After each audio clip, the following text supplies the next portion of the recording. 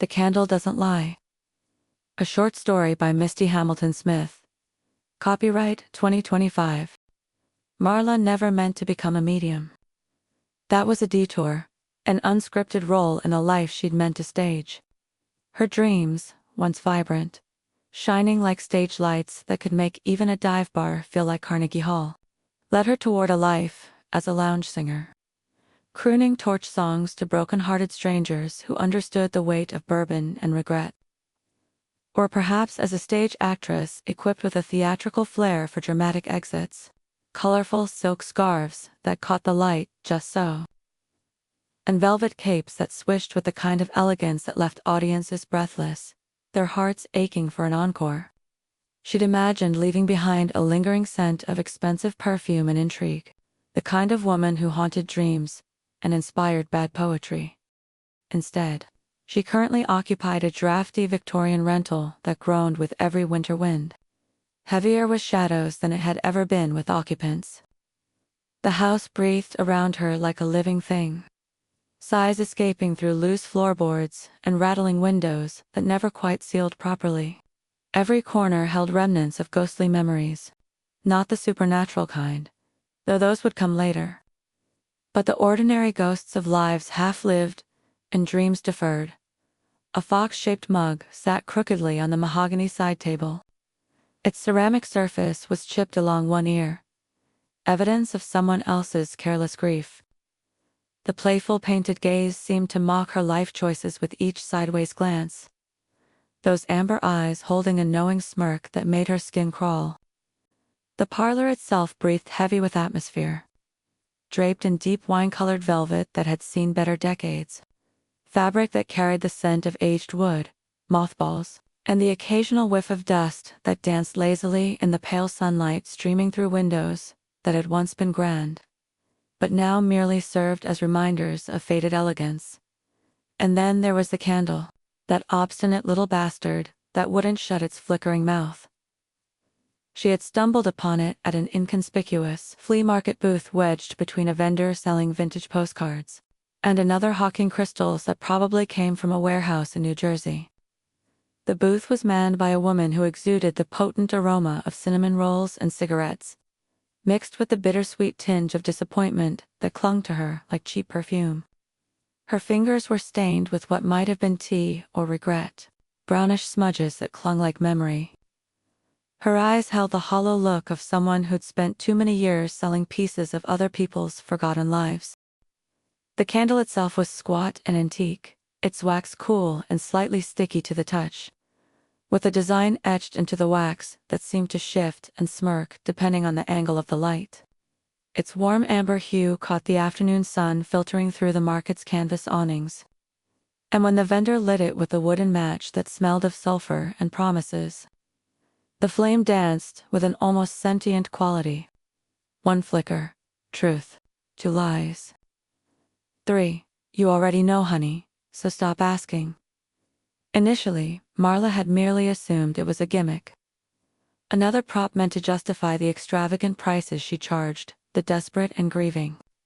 $50 for a basic séance, where she'd mumble platitudes about crossing over and messages from beyond. $75 for a dose of closure that inevitably felt like a cheap magic trick performed by a street corner hustler. All smoke and mirrors and carefully observed reactions. The candle had sat on her mantelpiece for weeks, unlit and unnoticed, just another piece of atmospheric dressing in her carefully constructed theater of sorrow. She'd bought it on impulse, the same way she'd bought the fox mug and the velvet drapes. Props to make her parlor feel more mystical, more legitimate, more like the kind of place where spirits might actually want to linger. Then, last Tuesday, it told her the truth, and now it wouldn't stop. Her latest client had all the markers of someone trapped in a time loop of grief. Clinging to sorrow like a heavy woolen overcoat he refused to remove even in the sweltering heat of summer. His hands shook as he settled into the wingback chair across from her, fingers drumming against his knees with the nervous energy of a man who'd rehearsed this conversation a dozen times in his bathroom mirror. He wore too much cologne, an overpowering cloud of artificial musk and citrus that made her nose itch and her eyes water, drowning out any hint of raw, unprocessed emotion that might have made this session genuine. The scent filled the room like a desperate lie. Cloying, insistent, impossible to ignore. It drowned out everything real. Marla found herself breathing through her mouth, tasting the chemical tang on her tongue as she watched him fidget with his wedding ring. Still there, still gleaming, still cutting into flesh that had grown soft around it. "She says you're wearing the wrong cologne," Marla said, the words falling from her lips before she'd consciously decided to speak them. Her voice carried the practiced calm of someone who'd learned to navigate other people's devastation without drowning in it herself. She watched the candle flicker in response. Just once, a gentle dance of flame that felt like validation, like permission, like a confession. The silence stretched between them like a held breath. She could hear the old house settling around them, floorboards creaking in the rooms above, the distant hum of traffic beyond the heavy curtains. His breathing grew shallow, rapid, and she knew she'd hit something real. Something that mattered. Then the dam broke. The man burst into tears with the force of a summer storm, his sobs echoing through the velvet-draped walls and bouncing off the high ceiling like trapped birds. His shoulders shook with the violence of grief finally released, and snot ran down his face in silver tracks that caught the candlelight. The sound reverberated endlessly in the parlor, filling every corner with the raw music of loss. Marla didn't blink. She didn't flinch anymore. Not at sobs, not at snot, not at the sound of someone breaking in real time. She found herself getting disturbingly good at this, at letting the candle do the heavy lifting while she played the role of mystical interpreter.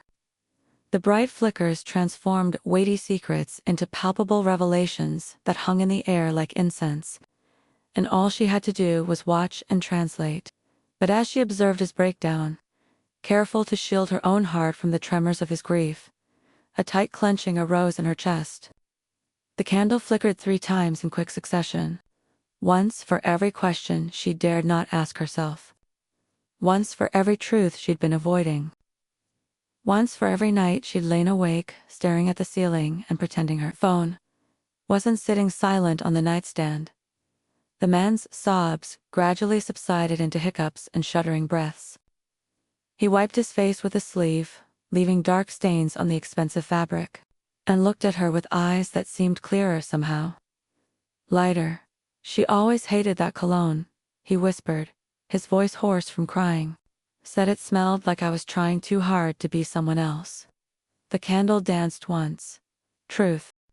After he finally left, pressing crumpled bills into her palm with hands that still trembled but no longer shook with desperation, Marla stood in her empty parlor listening to the house breathe around her. The air still carried traces of his cologne and tears, mixing with the dusty velvet and burning wax into something that made her stomach clench with recognition. She poured herself a drink, the amber liquid catching the light like liquid gold as it splashed into the fox mug. The irony wasn't lost on her. Using a cheerful ceramic fox to hold the whiskey that would help her avoid facing her own truth. The liquid glided down her throat with familiar warmth, chasing away the unease that had been building all evening like storm clouds on the horizon. She stared at the candle, its flame steady, unbothered. Her hand trembled as she reached for the broom to clean up for the next client. But she didn't move. Couldn't. Not yet. Was it truth, or just guilt with a wick? She couldn't tell anymore. The silence pressed in around her, thick as velvet. "I don't know what you mean," she murmured to the empty room, summoning bravado that felt as substantial as tissue paper in a hurricane. Her voice sounded hollow in the high-ceilinged space, swallowed by velvet and shadow. The flame flared again, more insistently this time, almost taunting her. "I said I don't know," she insisted, raising her voice until it echoed off the walls and came back to mock her with its desperate edge. The words tasted like lies on her tongue, bitter and wrong. The flame flared suddenly, aggressively, like it could sense the tremor of fear and recognition twisting in her chest. The heat of it warmed her face even from across the room, and for a moment she could swear she smelled something else in the wax. Something that reminded her of childhood birthday cakes and hospital corridors, and the particular silence that follows a phone call you've been dreading. The Fox mug slipped from her trembling fingers and shattered on the hardwood floor with a sound like breaking promises. Ceramic shards scattered across the dark wood, catching the candlelight and throwing tiny rainbows against the baseboards. The whiskey spread in a golden puddle that soaked into the gaps between floorboards, and she could smell it mixing with the dust and regret that had settled into every corner of this place. It wasn't about the clients anymore.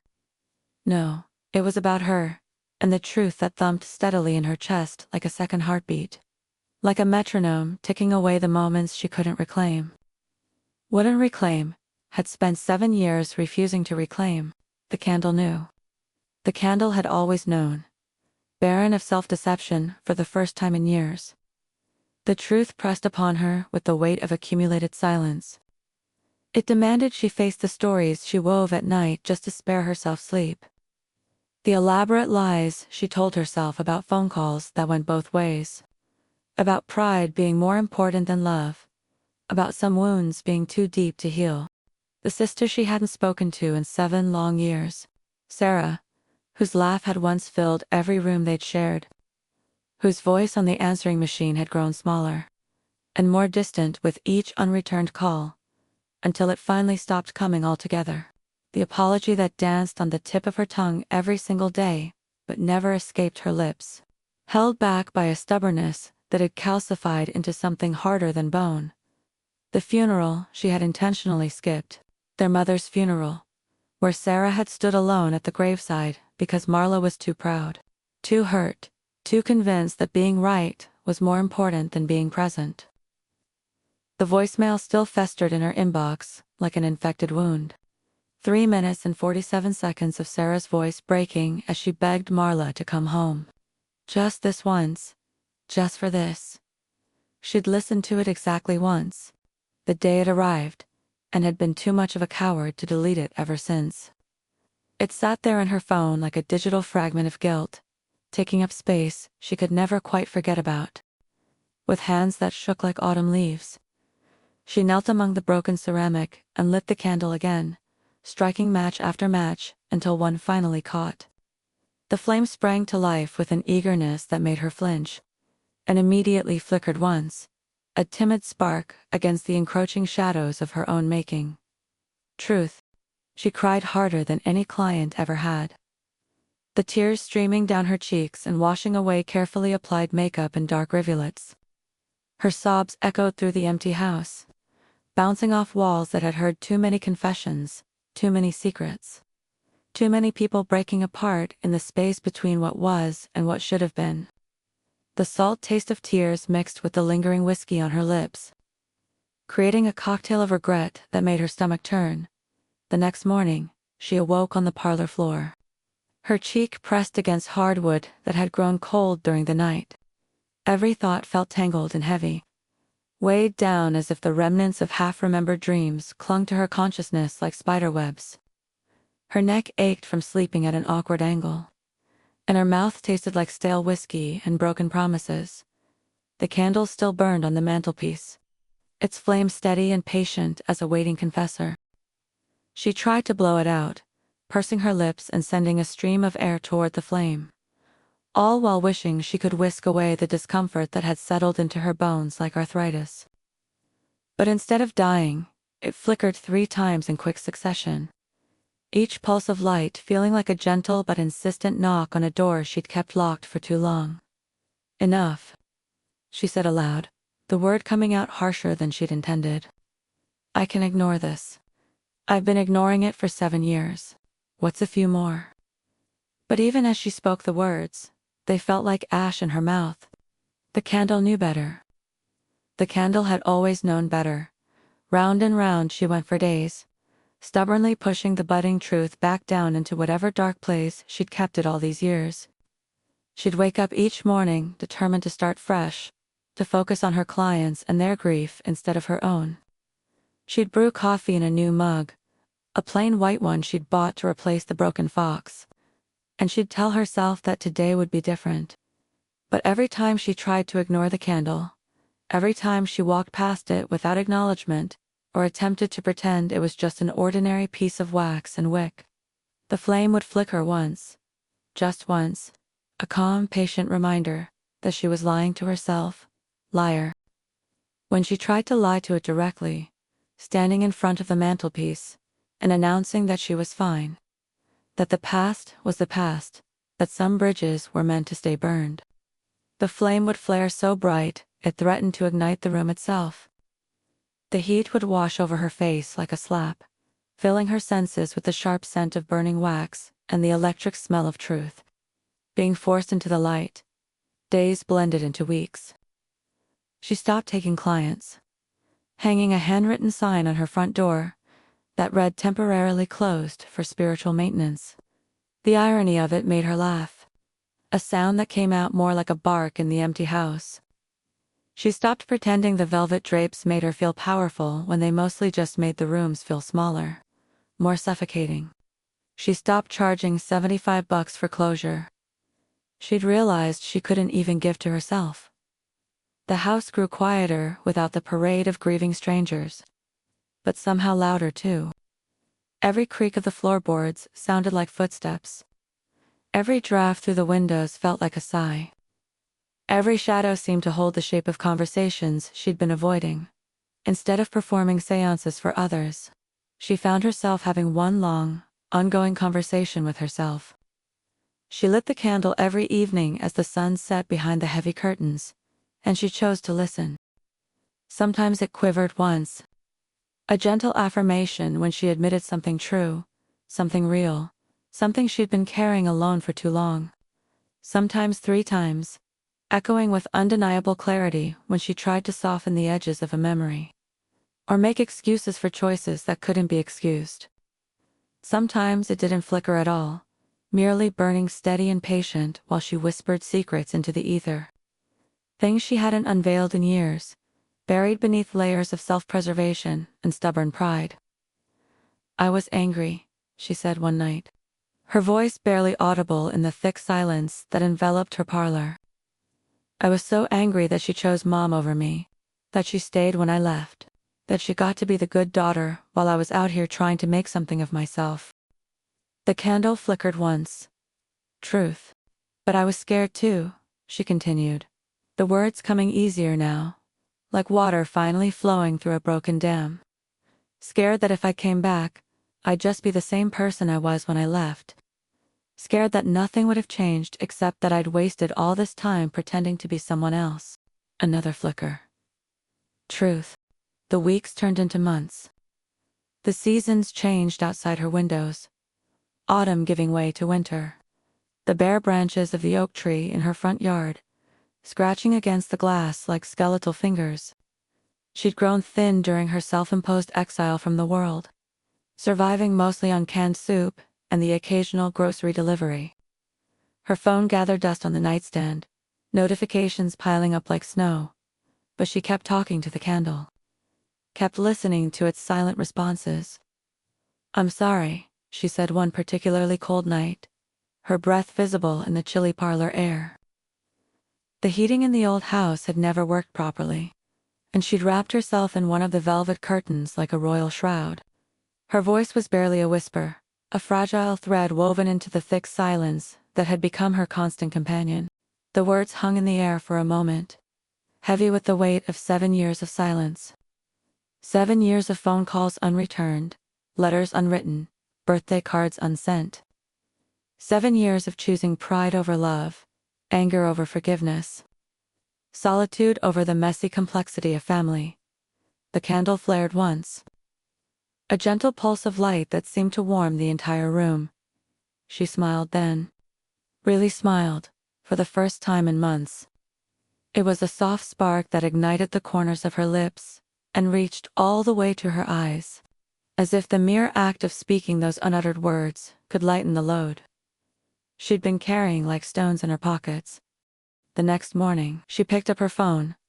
Sarah's number was still there in her contacts, unchanged after all these years. Her finger hovered over it for long minutes, her heart hammering against her ribs like a caged bird. The candle flickered once from across the room, encouraging. The phone rang 3 times before Sarah answered, her voice cautious and older than Marla remembered. Marla. "Hi," Marla said, and then the words came tumbling out like water through a broken dam. "I'm sorry. I'm so sorry. I should have been there. I should have called." "I should have, I know," Sarah said softly, and Marla could hear tears in her voice. "I know. Me too." They talked for hours. About their mother, about the funeral, about 7 years of silence that had grown so heavy it had nearly crushed them both. About the small, daily moments they'd missed sharing. Sarah's divorce, Marla's strange career, the way they'd both inherited their mother's stubborn streak and their father's tendency toward melodrama. It wasn't forgiveness exactly. Forgiveness would take time, would require more conversations, more honesty, more willingness to be vulnerable than either of them had managed in years. It wasn't absolution either. They'd both made choices that couldn't be unmade, said things that couldn't be unsaid, but it was truth. Raw, unvarnished, 7 years in the making truth. And that was enough for now. These days, when casual acquaintances or curious strangers asked if she was still a medium, Marla replied with a confidence that surprised even her, "No, I'm a witness." The words rolled off her tongue with the clarity of someone who had finally accepted their identity, finally found a role that fit without pretense or performance. A witness to grief, to guilt, to the flickering flame that didn't lie, that wouldn't let her lie. That had forced her to face the one spirit she'd been avoiding all along, her own. And when they asked if the candle still worked, she always said, "Only if you're ready to hear it." A hint of playful mischief, dancing in her tone. It was a warning wrapped in a riddle, echoing down the velvet corridors of her parlor like an invitation. An invitation for the brave to face their truths, or to leave them flickering in the dark where they'd always been, waiting for someone courageous enough to finally listen. The candle burned on, patient as ever, ready to tell the truth to anyone willing to hear it, including her. Thanks for listening to The Candle Doesn't Lie, a short story by Misty Hamilton Smith. If you've ever locked eyes with a flickering flame and felt personally attacked, or you own a Fox mug that's witnessed too much, tap like now. Subscribe for more stories. And remember, the candle doesn't lie. It just watches and judges, always.